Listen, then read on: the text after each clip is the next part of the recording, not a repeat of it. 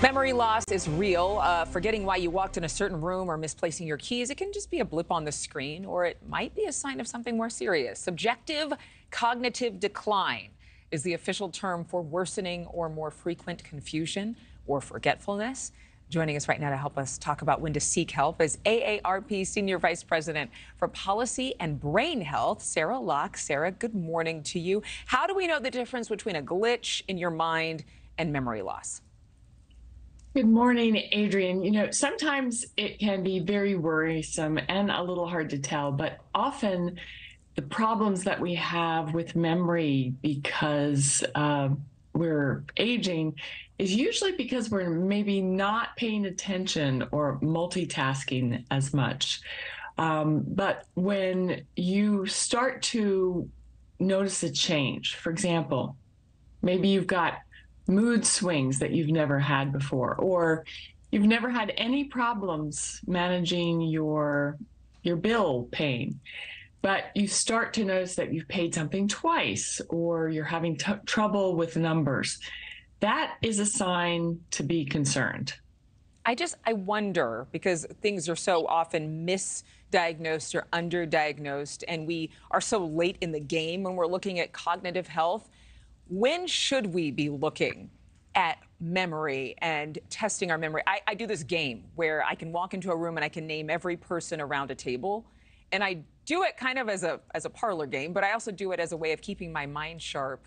So should we start checking our memory in our 30s, our 40s, our 50s? When? So it is great that you do that because you're really probably focused and paying attention on those names. So, there's no particular magic age. It's when you start to notice a change is my best advice.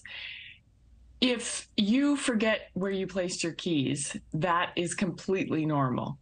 But if you forget what those keys are for, then Okay. better go right. That's the difference. If you don't know what to do with keys, you need a cognitive test ASAP.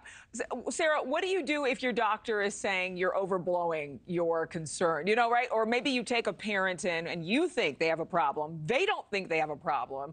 What's the best way to kind of navigate that with someone older, even if that person is you? Well, listen, sometimes you do need to be persistent because a doctor might brush something off as normal aging. Oftentimes it is normal aging, and there might be a couple of things that are going on that you could fix or you could change. But if you're really concerned and you find this is happening more and more often, that's when you need to be persistent and insist on getting a full workup and an evaluation. But can we do anything preventatively? Because I think a lot of younger people are saying, okay, normal aging, schnormal aging. I don't want to deal with the memory loss. I've seen my family members deal with Alzheimer's and go through, horrific dementia symptoms. Mhm. I want to do what's proactive. I want to do what's preventative. Tell us the secrets. Oh, Adrienne, I'm really glad you asked that because no matter what your age is, you should be doing these things because it can really reduce your risk for cognitive decline as you age.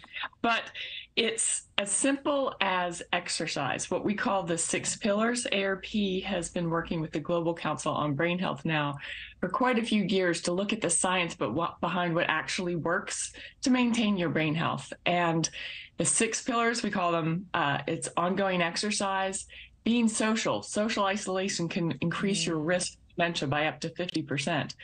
Diet. You probably have heard about the Mediterranean diet, leafy green vegetables, fish, those kinds of things. Sleep. Sleep is actually something that's really key to everybody, no matter your age, to function at your highest cognitive level. Managing stress and making sure that you're stimulating your brain, discovering and learning new things.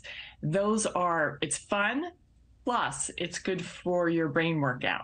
So it's not just playing Candy Crush or Scrabble on your cell phone. It's about doing things where you're actually learning something new, maybe a gardening class, maybe taking a history class at your local college or a community group.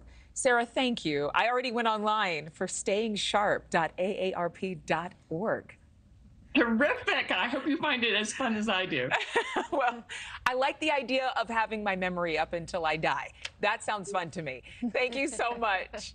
Thank you for watching. Go to newsnationnow.com to find NewsNation on your television provider. And don't forget to click the red subscribe button below to get more of NewsNation's fact-driven, unbiased coverage.